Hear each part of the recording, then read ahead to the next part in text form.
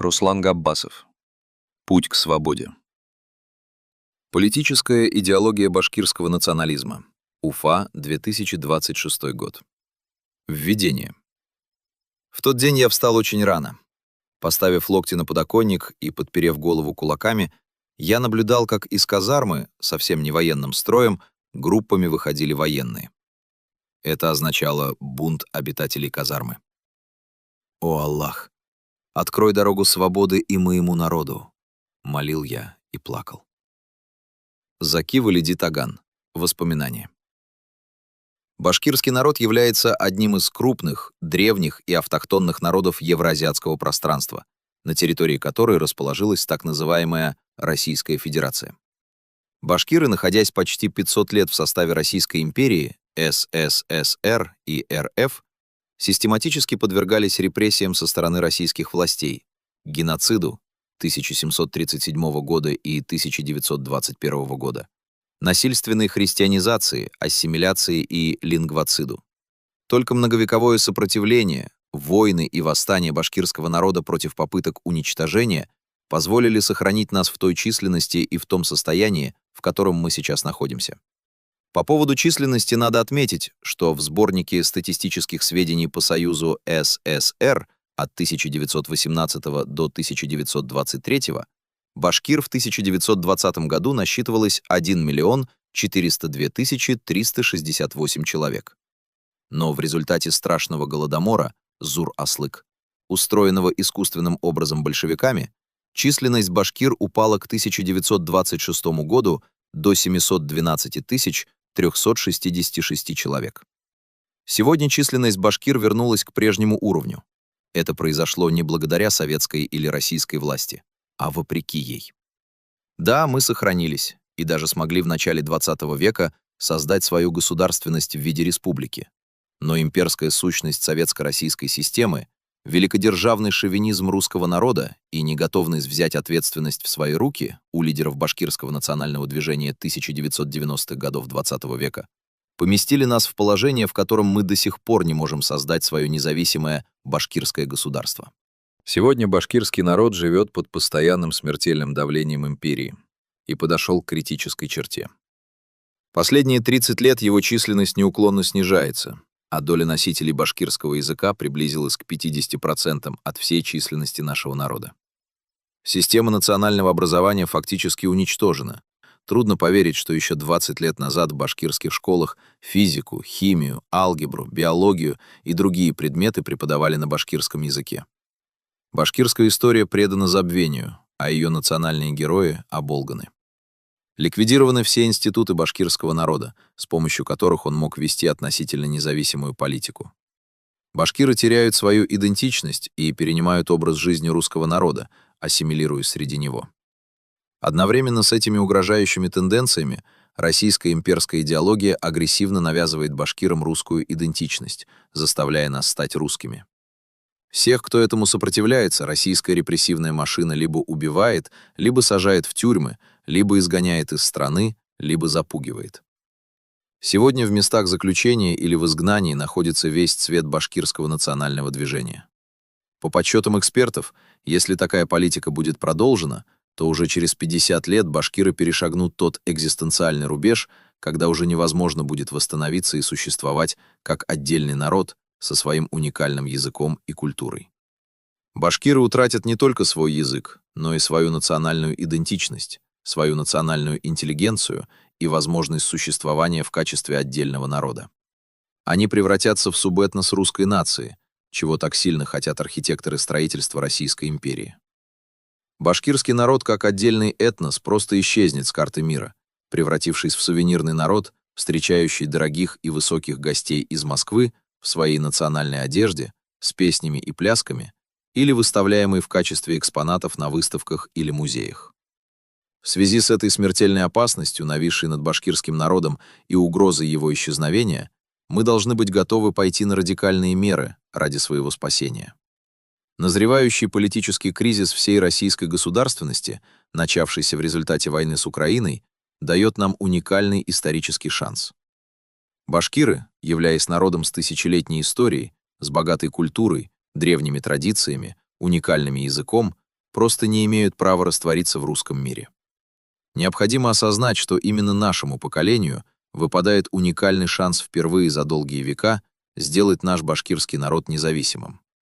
И мы не имеем права упускать такой шанс.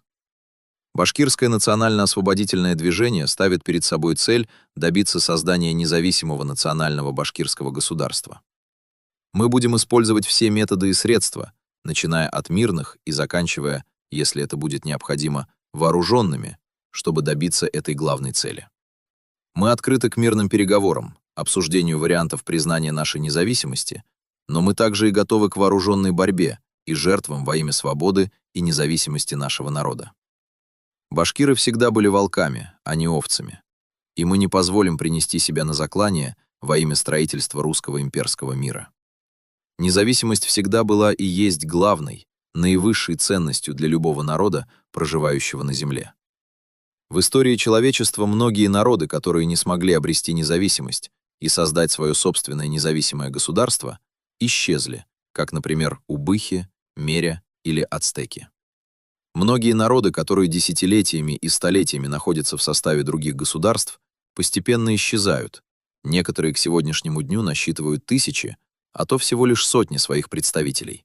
Таковы, например, удыгейцы, саамы или каро. Но также и многие народы, борясь за свою свободу против метрополии и своих поработителей, воссоздали или обрели свои независимые государства, например, ирландцы, поляки, литовцы или индусы. Во всех этих случаях борьбу за независимость возглавляли национальные движения этих народов, где движущей силой были националисты. Именно башкирские националисты 100 лет назад возглавили борьбу за создание Республики Башкортостан. Лидер башкирского национального движения Заки Валиди в своих воспоминаниях открыто называл себя и своих соратников башкирскими националистами. В 1990-х годах башкирское национальное движение возглавило борьбу за суверенитет и выступало против подписания федеративного договора с Россией, понимая, что это будет очередная кабала. И сегодня именно башкирские националисты ведут борьбу уже за независимость современного Башкортостана. Националисты — это иммунитет народа, который оберегает его от смертельной болезни под названием ассимиляция. Только неутомимая воля к свободе и стремление в достижении своих целей может привести нас к независимости. И пока есть башкирское национально-освободительное движение, пока есть башкирские националисты, борьба за нашу свободу будет продолжена. Глава 1. Башкирский национализм. Националисты — это иммунитет нации. В час испытаний именно они первые встают на ее защиту. Будучи убежденным башкирским националистом, я уверен, что в наше время, когда половина населения оболванена российской пропагандой, а другая часть, в силу привитой колонизаторами выученной беспомощности, не верит в то, что независимость Башкортостана возможна, мы можем и должны делать ставку только на башкирский национализм и башкирское национальное движение, как выразителя коллективной воли башкирского народа. Так как в российской политической традиции слово «национализм» имеет крайне негативную коннотацию, то я должен разъяснить, что же на самом деле означает этот термин. Национализм является одной из самых влиятельных политических идеологий новейшего времени. Впервые термин «национализм» использовал немецкий философ Йоганн Готфрид Гердер в 1770-х годах. С тех пор он стал сильнейшим двигателем борьбы народов и наций за свои права. Уже в 1815 году Венский конгресс начал признавать национальные государства при урегулировании границ Европы. Многие политики делали национализм своей главной идеологией и строили на нем свои политические программы. Среди них 26-й президент Соединенных Штатов Америки Теодор Рузвельт и первый президент Турецкой Республики Мустафа Кемаль Ататюрк. Во втором десятилетии 21 века произошел очередной рост национализма как идеологии по всему миру. Национализм — это сила, которая может быть как разрушительной, так и созидательной, но она все равно ведет народы к обретению своих национальных государств. Объединение Германии в 1871 и 1990 годах, бархатный развод Чехословакии на два государства, Чехию и Словакию, кровавый раздел Югославии и мирное создание новых независимых государств после крушения СССР Все это стало возможным только благодаря национализму. Есть 4 определения термина «национализм». Идеология становления государства, state building. Идейное обеспечение процесса государственного строительства. Пример. Объединение германских государств вокруг Пруссии в 1870-е годы. Идеология социальной интеграции, nation building. Государство уже есть, национализм необходим для консолидации населения и превращения его в культурно-однородную общность, нацию. Пример. Строительство Ататюрком турецкой нации от 1923 до 1938 годов. Идеология антиколониализма. Пример. Борьба народов Африки и Азии против колониализма. Идеология этнически мотивированного сепаратизма или национально-освободительное движение. Это наш пример. Башкирское, чеченское, татарское, баскское, ирландское, каталонское, уйгурское национально-освободительные движения. Также можно сказать, что национализм — это политическая идеология, в которой нация, как культурно-однородное сообщество, выступает единственным источником суверенитета. Соответственно, в Башкортостане единственным источником суверенитета является башкирский народ. Все остальные народы республики, естественно, имеют в ней равные права с башкирами, но в авангарде и выразителем стремления к независимости выступает именно башкирский народ. Существует 2 вида национализма. Национализм, направленный к единству всех жителей государства, созданию из них единой гомогенной нации с одним языком, культурой, традициями. Это национализм крупных народов, которые хотят ассимилировать в себе меньшие по количеству народы. Такой национализм в основном исходит от государства. Можно назвать это и имперской идеологией, но только в том случае, когда империя ставит перед собой задачу превратиться в национальное государство. Тогда она начинает ассимилировать входящие в нее народы, насаждая один язык, одну историю и культуру, делать из них единую однородную массу. Национализм колонизированных народов, пытающихся защитить себя от ассимиляции и стремящихся не только сохраниться, но и развиваться как народ со своим уникальным языком, культурой, традициями. Такой национализм направлен против государства, которое не выпускает их и не дает им обрести независимость. Национализм выступает за создание и поддержку единой национальной идентичности, основанной на общих социальных характеристиках: культура, язык, религия, национальная политика, убеждениях, связанных с общей историей. Национализм может укреплять национальное единство и солидарность. В нашем случае башкирский национализм выступает как объединяющая идеология, потому что он исходит из интересов башкирского народа. Он старается объединить разные слои общества и не делит людей по классовому признаку. Поэтому он может объединять и богатых, и бедных. Цель одна — сохранить народ и обеспечить его выживание. Национализм подпитывается чувствами и ожиданиями людей, которые ищут решение острых проблем собственного существования в национальной солидарности, в консолидации на основе общей истории, языка и культуры. Таким образом, башкирский национализм — это идеология политизированной башкирской идентичности, которая является силой для объединения башкир вокруг общих идей и ценностей. Когда нам говорят, что национализм — это что-то ужасное и плохое, то, видимо, они знают о национализме только из русских источников. Современные словари русского языка говорят нам, что национализм — идеология и политика национального превосходства, противопоставление своей нации другим и проявление чувства национального превосходства, идей национального антагонизма, национальной замкнутости. В то время как абсолютно иную трактовку дают западные исследователи. Так, в современном социологическом словаре, изданном в США и Великобритании, говорится: национализм — идеология, которая объявляет патриотизм центральной ценностью и укрепляет дух лояльности к той или иной нации. Современный философ Йорам Газани утверждает, что именно национализм остается лучшей формой организации общества и человечества. Ведь национализм — это противоположность империализму.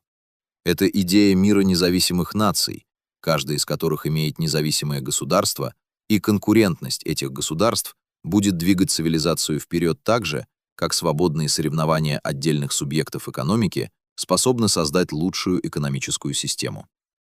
Именно национальное государство — это лучшая форма организации общества, способная обеспечить права каждого его гражданина. Главным принципом национализма является защита нации и первостепенное соблюдение ее интересов. Идеология национализма как способ сохранить нацию и как условие для создания независимого государства сегодня особенно актуальна для народов России. Но в России с ее имперским мировоззрением национализм часто воспринимают как угрозу целостности страны. Поэтому его исторически наделяют негативным смыслом и отождествляют с ксенофобией, шовинизмом, расизмом, русофобией и даже нацизмом. На самом деле настоящие идейные националисты, в отличие от нацистов, не призывают к превосходству одной нации над остальными и не стремятся к завоеванию жизненного пространства.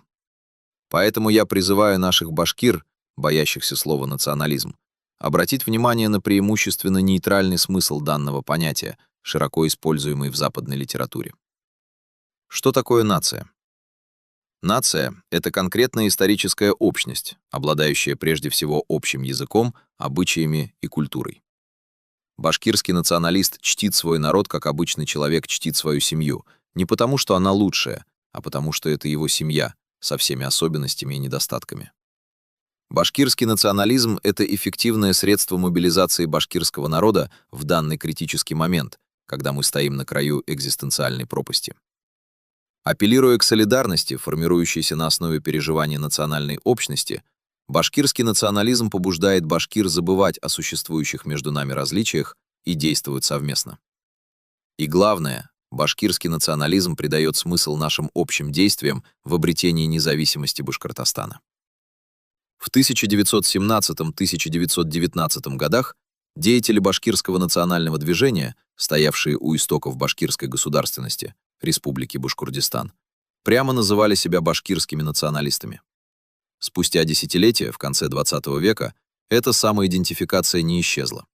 Представители башкирского национального движения, в том числе активисты Башкирского народного центра «Урал», не отказывались от нее. Более того, члены молодежной организации «Союз башкирской молодежи» открыто заявляли о себе как о башкирских националистах в своих программных документах. В 2000-е и 2010-е годы эта традиция получила продолжение. Идеи башкирского национализма развивали башкирское правозащитное движение «Кук-Буре» и башкирская общественная организация «Башкорт». Глава 2. Иерархия ценностей для башкирского народа. Народ и его национальное самосознание, наша история и есть наша политика. Айрат Дильмухаметов. На вершине наших ценностей стоит сам башкирский народ и его идентичность. Если не будет народа, сопротивление захватчикам теряет смысл. Если башкир перестанет считать себя башкиром, то и бороться будет не за кого. Поэтому даже в порабощенном положении и при бесправной автономии наша главная задача — сохранить народ как можно более многочисленным, с сильным национальным самосознанием и ясной идеологической мотивацией. Несмотря на усиление ассимиляции и снижение численности, башкир, к счастью, все еще достаточно, чтобы сохранять реальные шансы на создание полноценного независимого государства. Для сравнения, в Эстонии эстонцев около 930 тысяч при общей численности населения 1 миллион 375 тысяч. При этом это полноценное государство, где доминирует эстонский язык, а сами эстонцы в своем большинстве либо большей частью придерживаются националистических взглядов в лучшем смысле этого слова. Начиная с XX века войны за территории и людской ресурс отошли на второй план. На первый план вышла борьба идеологий. Вся Вторая мировая война шла как борьба идеологий национал-социализма, фашизма, коммунизма, демократии друг с другом. Сегодня постоянные угрозы Тайваню со стороны Китая — это именно борьба идеологий. Коммунистический Китай не может позволить существовать государству, где живут точно такие же китайцы, но у которых другой строй, другая идеология, другая политическая система, враждебная коммунистической.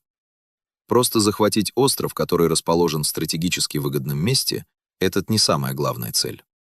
Борьбой идеологии является и продолжающаяся конфронтация Северной и Южной Корей.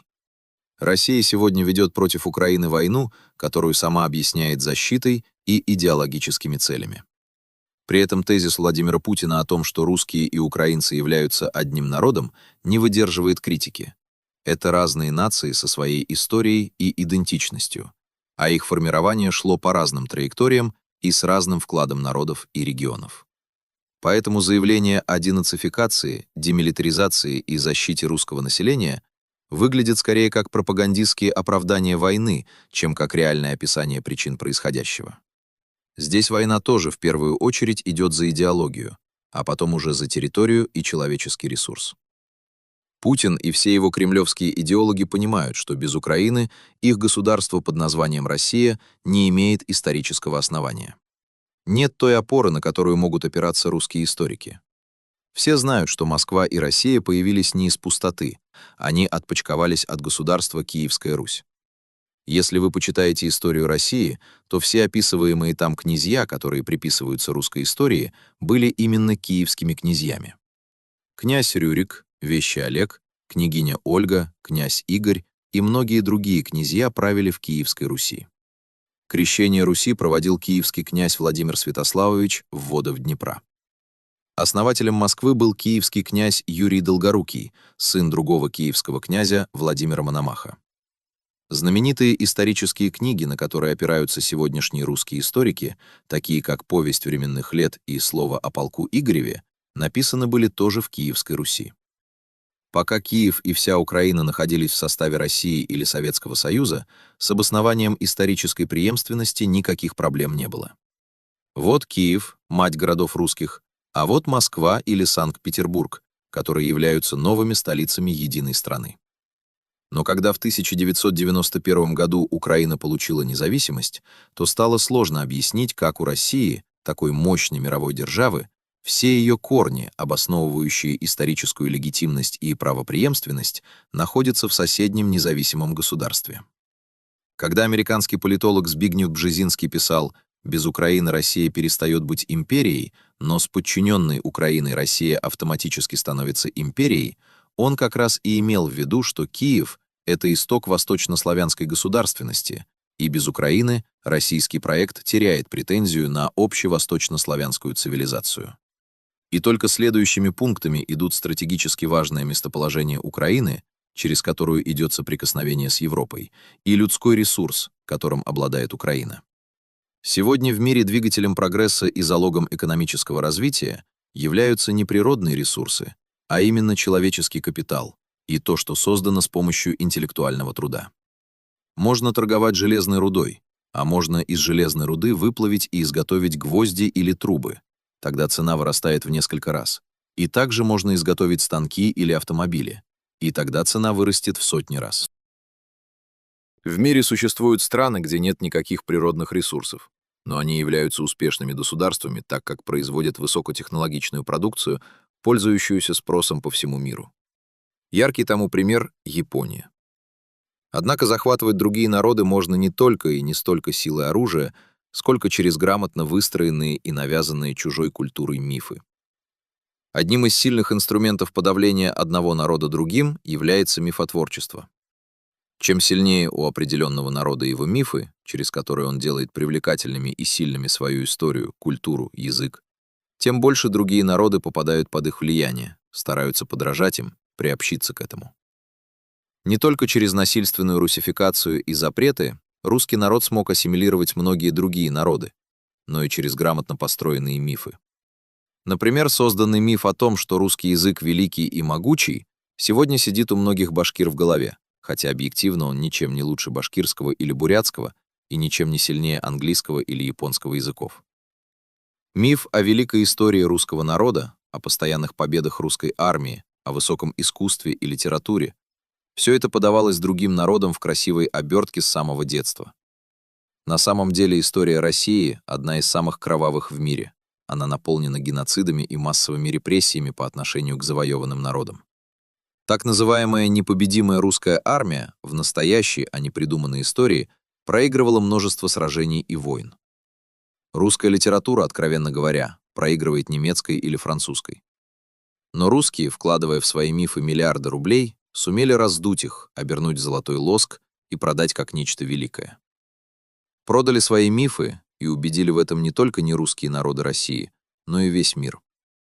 Постоянно внедряя ложь в наше сознание, создавая мифы о себе, русские создают ореол своего величия, а другие народы, у которых не менее славная история и не менее сильная литература, начинают проникаться чуждой для них культурой и идеологией, перенимая ее. С помощью этой дутой лжи было ассимилировано много представителей нерусских народов. Так, например, дошло до того, что некоторые представители финно-угорских народов России стали стесняться своей культуры, своего языка, своих традиций и сознательно отказываются называть себя марийцами, удмуртами, эрзей или мокшей. Придавая свою национальную идентичность, они начинают считать себя русскими. Все это касается и башкир.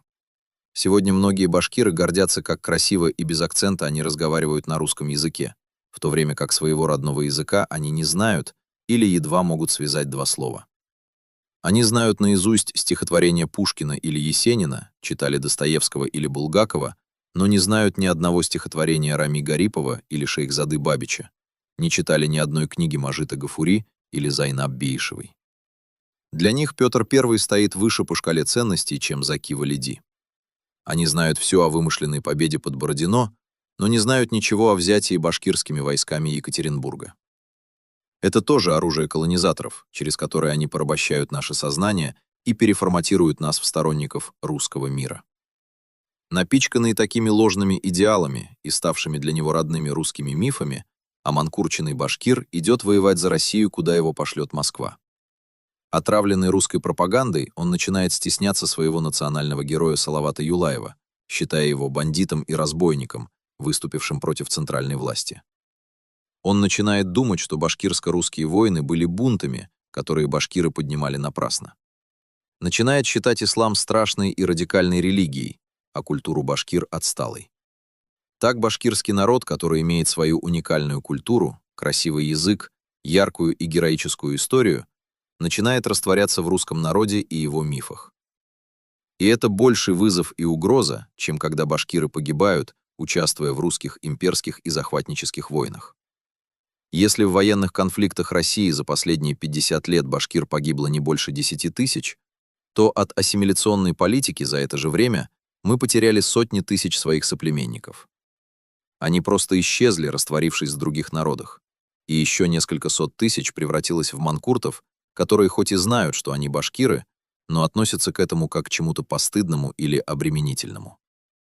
Башкир варят как лягушку на медленном огне, постепенно убивая в нас все рефлексы самосохранения. Если бы Москва убила разом 100 тысяч башкир, то это вызвало бы мгновенную реакцию нашего народа, вспышку ненависти к поработителям и, несомненно, привело бы к борьбе. Но так как ассимиляционное убийство происходит на протяжении десятков лет, то многие не осознают масштаб беды. Им кажется, что это нормально, что так и должно быть, что ничего нельзя предпринять. Когда кто-то заводит об этом разговор, обозначает проблему, пытается донести это до своего народа, то свои же башкиры называют его смутьяном, экстремистом и террористом. Современный среднестатистический башкир не просто смирился с неуклонно идущей ассимиляцией, но и приобрел стокгольмский синдром, начав защищать режим, который постоянно уничтожал его. До революции 1917 года башкиры для своего времени были достаточно развитым и грамотным народом. Практически в каждом крупном башкирском селе были мектеп или медресе. Башкирские шакирды писали на языке тюрки на основе арабской графики. Помимо изучения чагатайского языка, тюрки, как основного языка обучения, также изучали арабский и персидский языки. Соответственно, для них было открыто все научное и литературное богатство восточного мира. Башкирская интеллигенция конца XIX – начала XX века была в переписке со многими известными мыслителями Центральной Азии и Ближнего Востока. Просто для русских все то, что не соответствовало их культуре и образованию, считалось отсталым и архаичным. Мы для них были. Либо они нас считали дикарями, которых, по их мнению, необходимо было цивилизовать. До сих пор многие башкиры боготворят Сталина и коммунистический режим, хотя именно при нем погибло больше всего башкир численно и была во многом истреблена наша интеллигенция. Забыли они и как американский народ спас башкир от голодомора в 1921 году.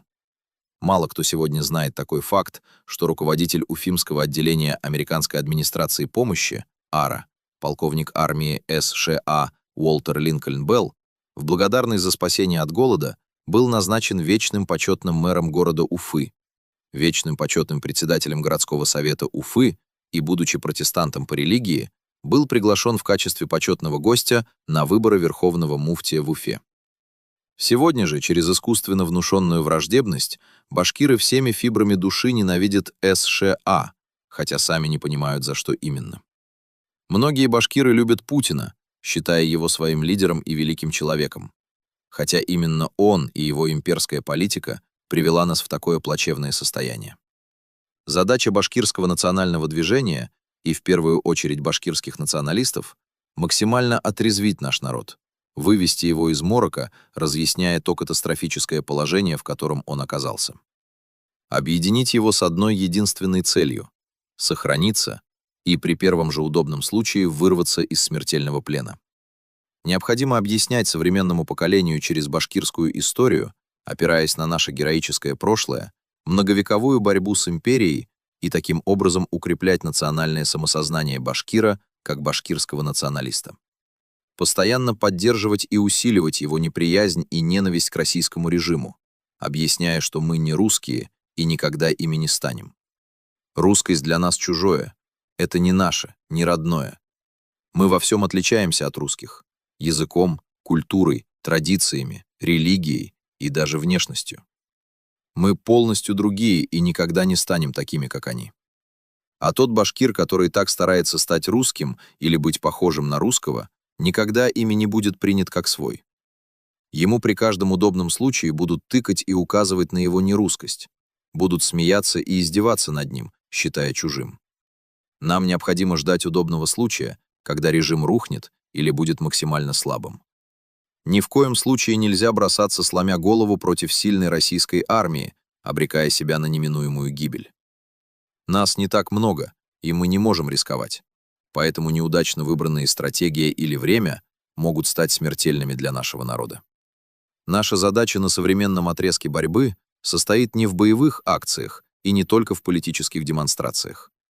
Мы должны максимально приумножить кадровый потенциал башкирского национального движения, проводя идеологическую и организационную работу среди широких масс населения. В каждом населенном пункте республики люди должны знать, зачем им нужна независимость и что народу Башкортостана даст собственная государственность. Когда я говорю об организационной работе, то не имею в виду создание подполья и даже не веду речь о конкретной организации. Нет, такой подход будет губительным для нашего народа на существующем отрезке истории. Придет время, и сама логика событий, ослабление Москвы, растерянность силовиков, подтолкнут башкир к созданию такой организации. Но сейчас нам необходимо использовать имеющееся время для подготовки нашего населения, в первую очередь идеологической. Национальное движение должно обрасти интеллектуальными, лидерскими кадрами в каждом населенном пункте республики. Эти кадры должны быть близки к народу, понимать его нужды и заботы и уметь объяснять цели и задачи нашей борьбы в одночасье. Башкирские националисты, помимо идеологической базы, должны иметь легальное огнестрельное и холодное оружие, уметь им пользоваться, ходить в спортивные секции, клубы единоборств, постоянно выходить в походы на природу, уметь жить в лесу, ориентироваться на местности, знать досконально свою родную территорию. Живущие в городах должны изучить все их сильные и слабые стороны, знать, где расположены опорные пункты колониальной администрации и репрессивных органов, ФСБ, МВД, Росгвардия, ОМОН, казачьи и русские нацистские организации. Башкирским националистам необходимо устраиваться на работу в административные и силовые органы, иметь доступы к оперативной и секретной информации. Если того требует обстановка, то скрывать свои националистические взгляды, притворяясь лоялистами и сторонниками оккупационного режима. Если в результате сегодняшних геополитических катаклизмов получится так, что путинский режим выстоит и продолжит существовать, то и в этом случае необходимо будет терпеть и готовиться.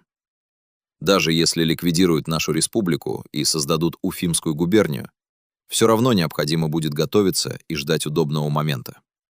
Если поднимутся одни башкиры, а другие народы их не поддержат, то на нас обрушится вся мощь репрессивной машины и просто уничтожит нас.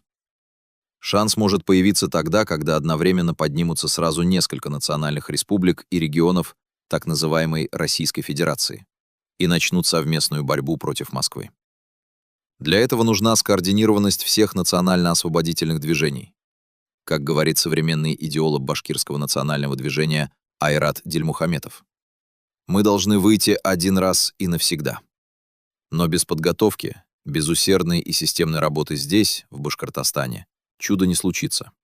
Простое ожидание приведет только к катастрофе и ни к чему другому. В истории есть много примеров, когда народы находились под гнетом других государств веками, но смогли обрести свободу, потому что сохранили свою численность, национальную идентичность, язык, культуру, традиции и волю к свободе. Я часто люблю ставить в пример представителей стран Балтии, особенно литовцев. Литва — первая республика, которая последовательно боролась за свою независимость и открыто объявила о ней в момент слабости СССР. Почему литовцы были первыми? Потому что литовцы были готовы к своей независимости. Оккупированная советскими войсками в 1940 году Литва к тому моменту уже была независимым государством 22 года. Этого хватило, чтобы заразить бациллой свободы литовский народ. Литовцы долго и достаточно успешно сопротивлялись оккупантам. Знаменитые лесные братья пользовались поддержкой населения, противостояли советским войскам и силам НКВД КГБ десятки лет. Последний литовский партизан Адольфас Романаускас был убит в 1957 году. В последующие годы советской власти литовцы продолжали заявлять о себе как непокоренный народ. Устраивали акты самосожжения в знак протеста против оккупации, распространяли запрещенную литературу, расклеивали листовки, писали на стенах призывы к независимости, организовывали акции протеста. Все это придавало им сил и надежду на скорую независимость. Дух борьбы в литовцах тлел даже в самые тяжкие времена и никогда не угасал, поддерживаемый все время литовскими националистами. Когда наступило время перемен, то литовский народ был готов. В дни противостояния с советской властью в 1990-1991 годах литовцы вышли как один на улицы своих городов и стояли до конца за свою свободу, пока советская власть не отступила. Единство литовского народа в его стремлении получить независимость подтвердилось и тем, что эту борьбу возглавили литовские политики, депутаты Верховного Совета, а также литовская интеллигенция. Когда в Вильнюс и другие города Литвы вошли советские войска с целью подавить стремление литовцев освободиться от Советской империи, в своем выступлении по радио и телевидению именно председатель Верховного Совета Литовской Республики Витаутас Ландсбергис призвал сторонников независимости не допустить захвата парламента, правительственных зданий и важнейших объектов инфраструктуры. Самые обычные литовцы дрались голыми руками с советскими десантниками возле Вильнюсского телецентра, где в итоге погибло 13 мирных жителей. Литовцы окружили многотысячной живой стеной здания Верховного Совета Литвы, соорудили баррикады и не допустили туда внутрь советских солдат. Это и есть показатель единства народа в его стремлении обрести независимость. Когда литовцам предоставился шанс освободиться от московского колониализма, они сделали это решительно и незамедлительно. Главное для нас, башкир, это сохранить себя, сохранить живую силу народа, его национальный дух. А подходящее время все равно рано или поздно придет. И я считаю, что скорее рано, чем поздно, потому что агония режима уже очевидна. В то же время и в этом правиле есть исключение. Если наш народ начнут физически уничтожать, истреблять, устраивая геноцид, то здесь уже в любом случае необходимо будет сражаться за свое элементарное выживание, насколько бы не был силен враг. Лучше умереть, стоя на ногах с оружием в руках, чем на коленях в позе раба. Подводя итог, закрепим, что в иерархии ценностей башкирского народа на первом месте стоит сам народ, который мы должны максимально сохранить при любом режиме и в любых условиях. А когда наступит шанс, то одним разом освободить себя. Независимость. Нас называют националистами, но мы такие националисты, что уважаем все народы, которые сотрудничают с нами. Мы признаем все их национальные потребности. Наш национализм — это не эгоистичный и высокомерный национализм. Мустафа Кемаль Ататюрк.